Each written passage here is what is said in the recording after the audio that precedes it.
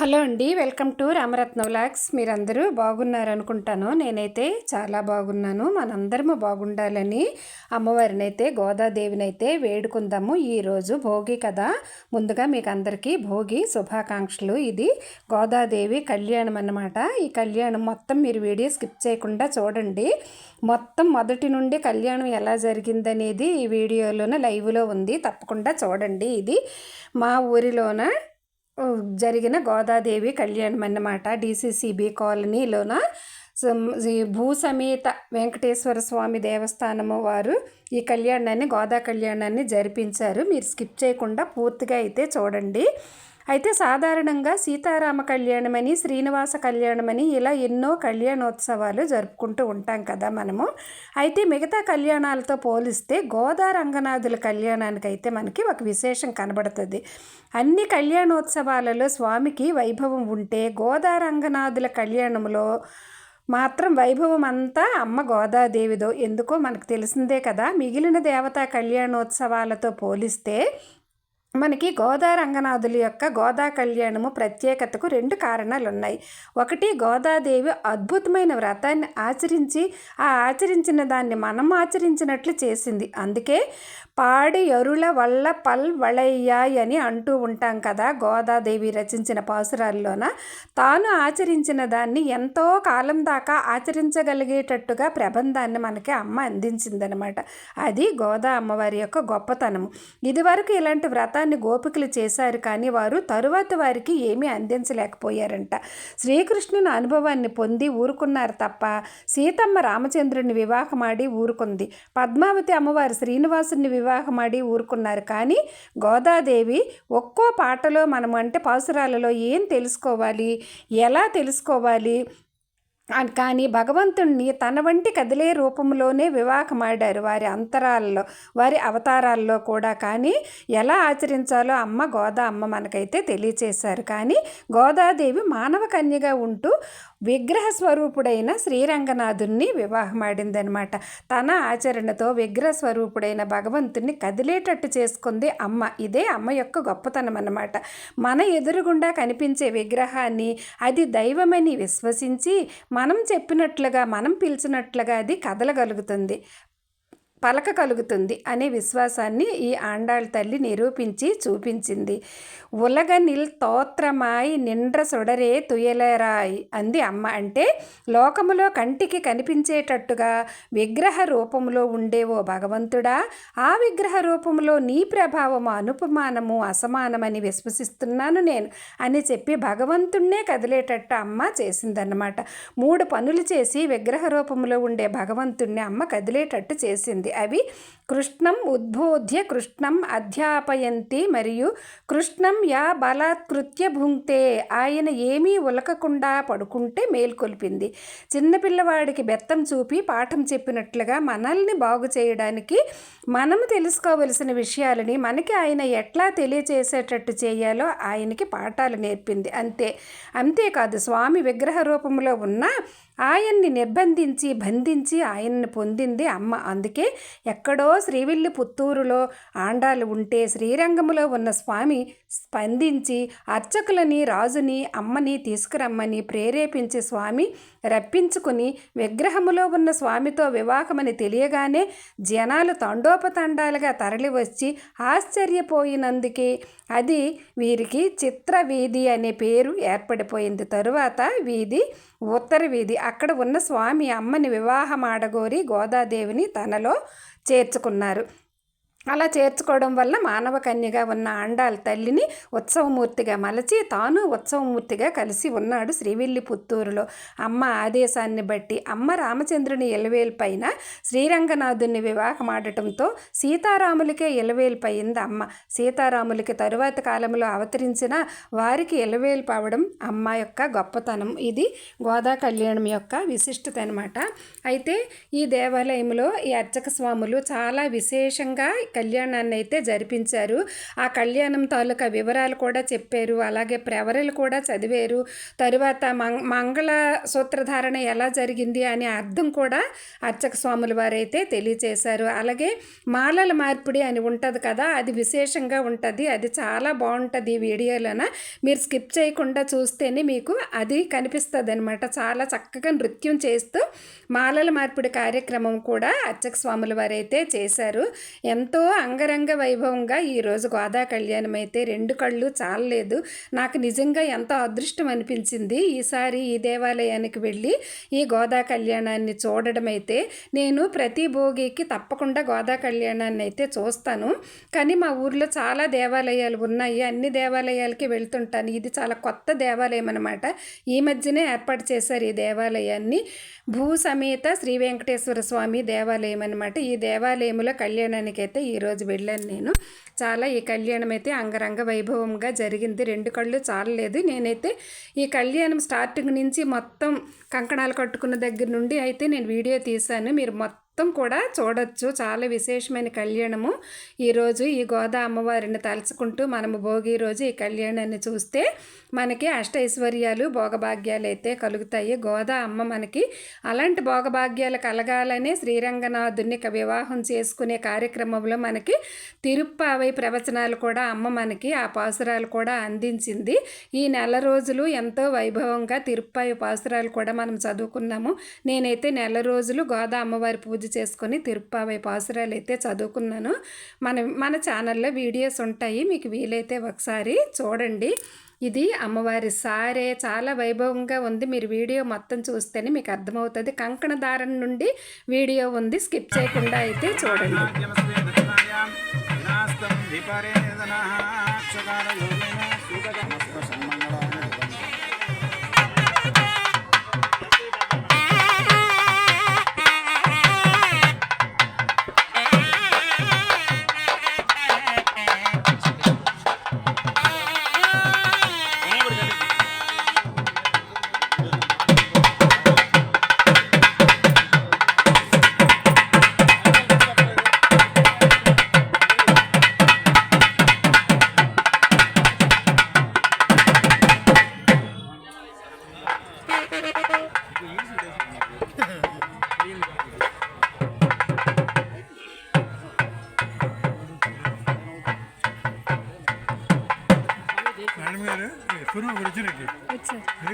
బయటకు వెళ్ళి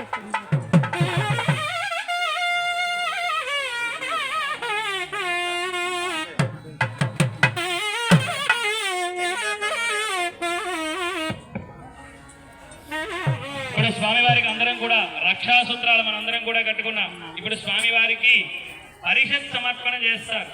అసలు ఆ పరిషత్ అంటే ఏమిటి అంటే, స్వామి కళ్యాణం చేయడానికి మన స్వామివారిని ఇక్కడ వేయించేపు చేశాం. కానీ ఏదో స్వామివారికి ఉత్సవ విగ్రహాలు తీసుకొచ్చి, ఏదో మన చక్కగా వివాహాల దండలు అనేక వస్తు సామాగ్రి తీసుకొచ్చి కళ్యాణం మనం చేస్తూ ఉంటే కాదట. ఆయన అనుగ్రహం ఇవ్వాలి మనకి. ఒరే నాయన, ఈ రోజు నా కళ్యాణం మీరు చేసుకోండిరా అని ఆయన అనుగ్రహం ఇవ్వాలంటే ముందు మనం అడగాలి.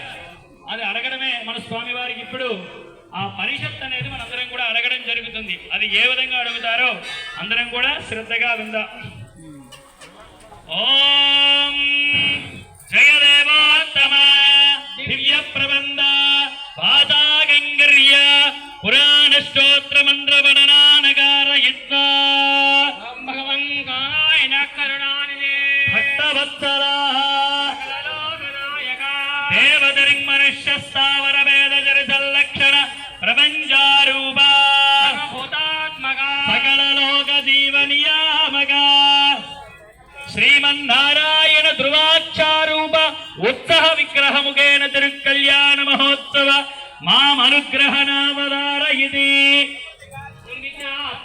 అస్య శ్రీ భగవతో మహాపురుషస్య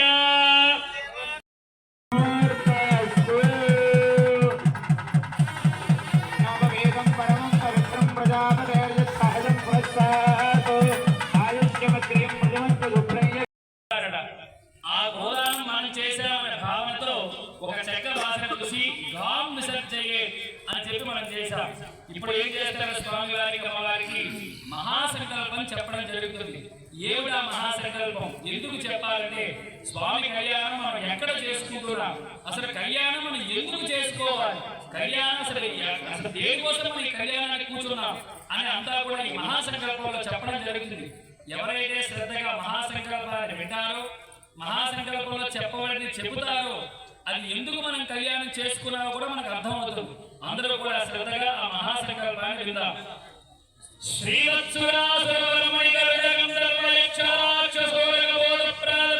గరుడగంధర్వయక్షరాక్షసోరగబోధప్రాదపిశాచికిన్నరమృగవసవక్షే సరీసృవస్తావరలింగమాది భూలోక భువర్లోక సువర్లోక మహర్లోక జనోలోక తపోలోక సత్యలోక బ్రహ్మాండ గరుడాండ వైష్ణవాండ రుద్రాండ వైష్ణవాండ అటల వితల సుతల సాధల తలోదల మహాదల పాదాల అనంతవాసీ దక్షగర్గోడ మహాపద్మ శంఖపాలాంగుళీగాది మహానాగ సమూహ మేరమందర హిమవత్కవంచ గంధమాదర పింజమందర శ్రీ కైలాసాది మహాపర్వత సమూహ గంగా యమునా సరస్వతి నర్మదా కృష్ణవేణి గౌతమీ స్కందనచాది మహానదీ సమూహ వ్యాస వాల్మీక గౌతమ వశిష్ఠ కశ్యప పాత్ర భారద్వాజ విశ్వామిత్ర జమదగ్ని సనక సనందన సనత్ కుమారాది యోగీంద్ర ఆదిత్య చంద్రాంగారక బుధ బృహస్పతి శుక్ర శనేశ్వర రాహుకేచ్ఛాది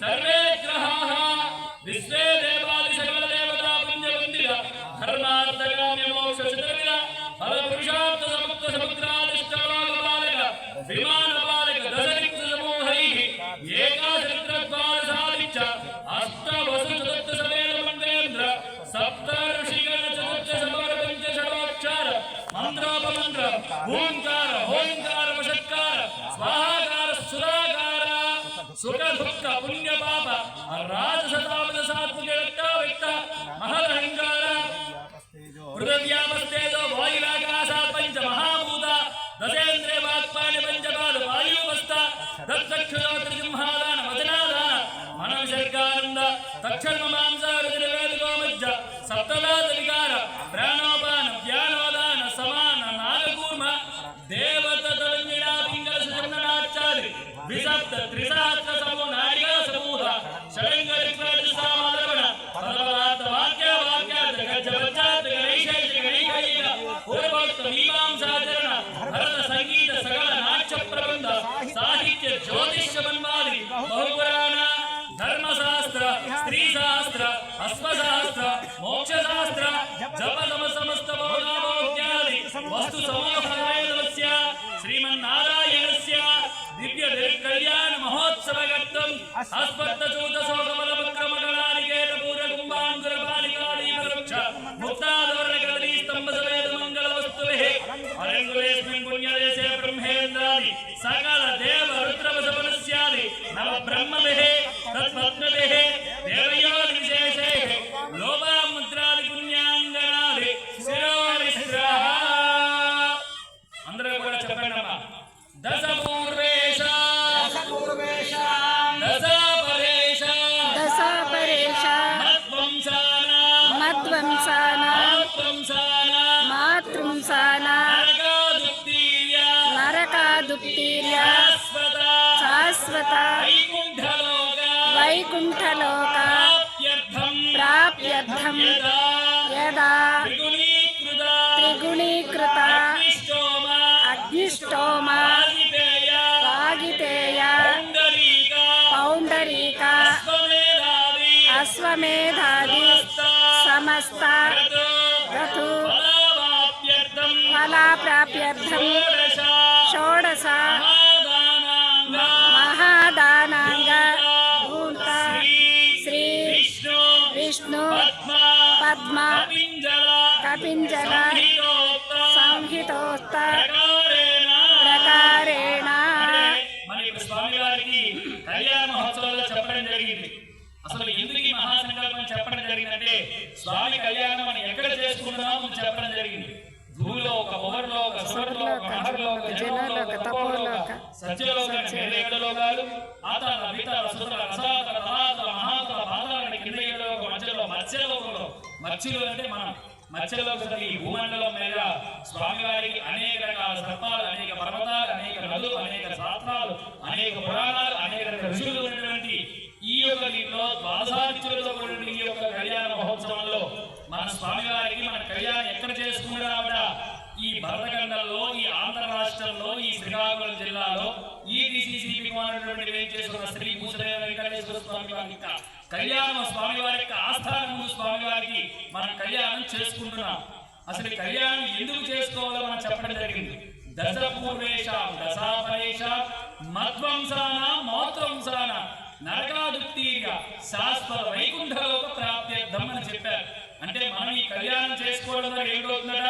మన ముందు ఫలితాలు, వెనక రాబోయే ఫలితాలు, తండ్రి తరం గాని తల్లి తరం గాని అటుపది తరాలు ఇటుపది తరాలు తెలిసో తెలియక ఒక పాపకర్మం చేసి నరకలోకంలో ఉన్నట్లయితే వారు ఎక్కడికి వస్తారట?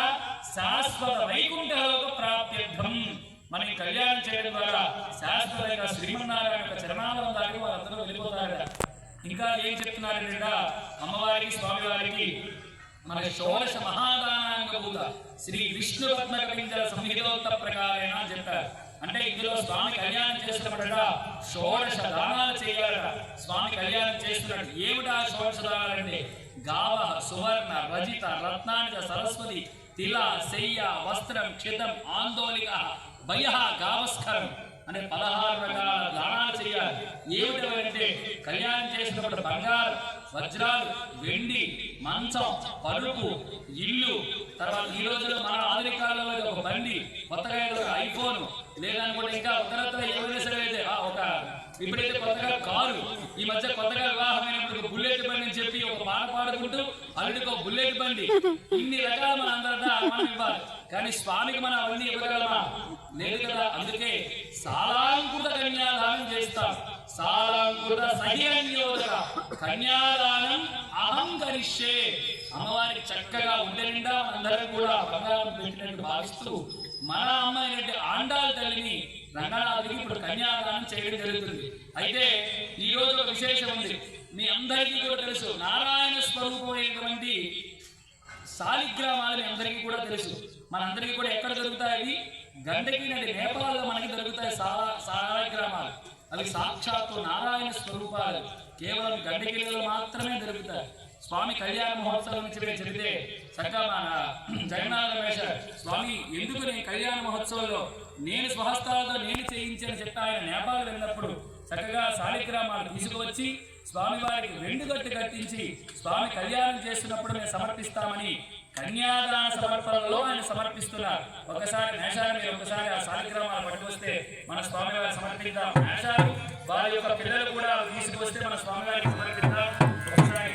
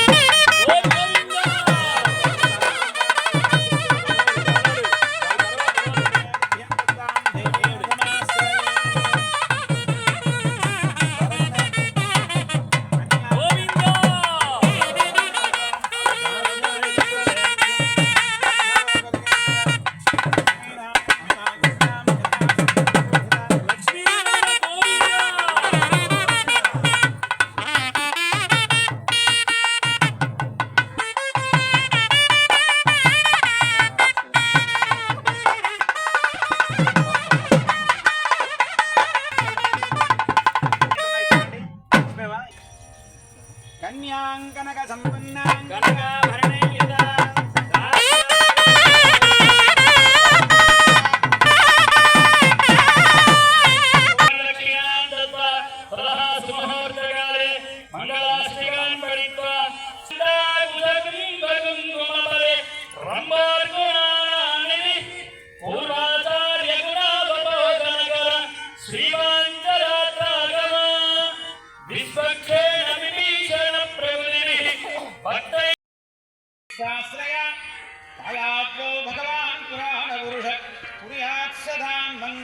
సుముహూర్తే సావధాన సులగ్నే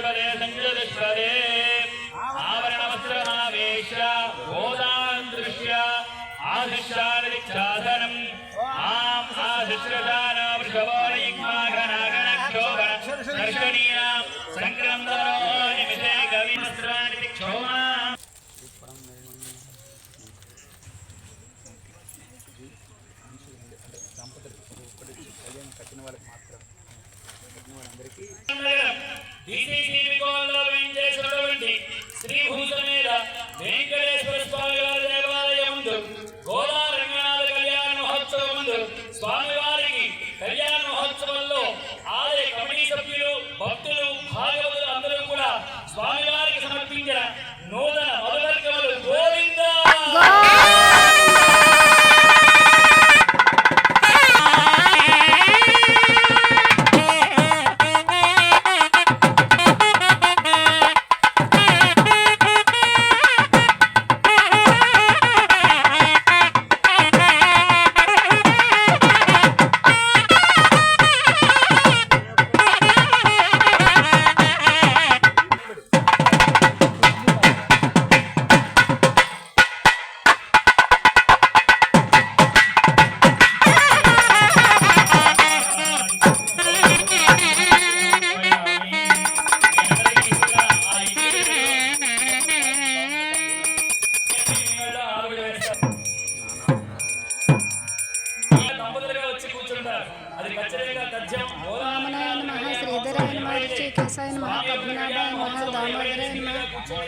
సంకృష్ణాయ నమః వాసుదేవాయ నమః ప్రద్యుమ్నాయ నమః అనిరుద్ధాయ నమః పురుషోత్తమాయ నమః అదోక్షదాయ నమః నరసింహాయ నమః అచ్యుతాయ నమః జనార్దనాయ ఉపేంద్రాయ నమః హరే శ్రీకృష్ణ పరబ్రహ్మణే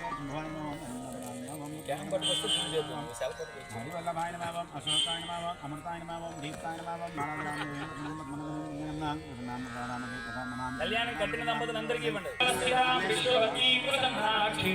బాబు నంతి బాబు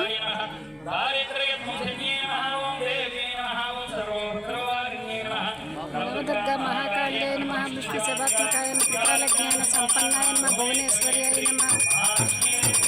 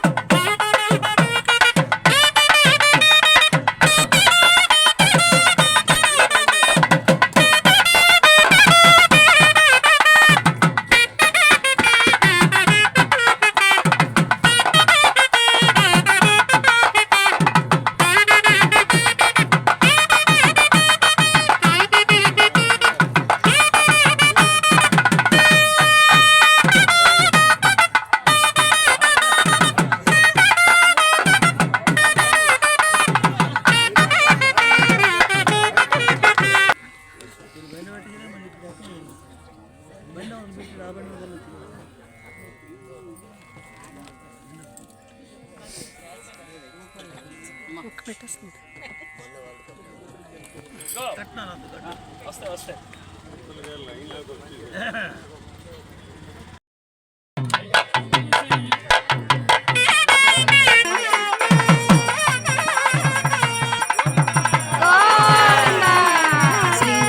శ్రీధన్విపురమున వెలసి శ్రీధరుని లీలలు తలచి శ్రీరంగనాథుని చేరిన రమణీ మంగళం గోదా జననీ మంగళం. అమ్మ నిన్ను నమ్మినాము ఆదరించవమ్మా, కమ్మనైన పాటల తల్లి కాపాడవా. శ్రీధన్విపురమున నిలిచి శ్రీధరుని లీలలు తలచి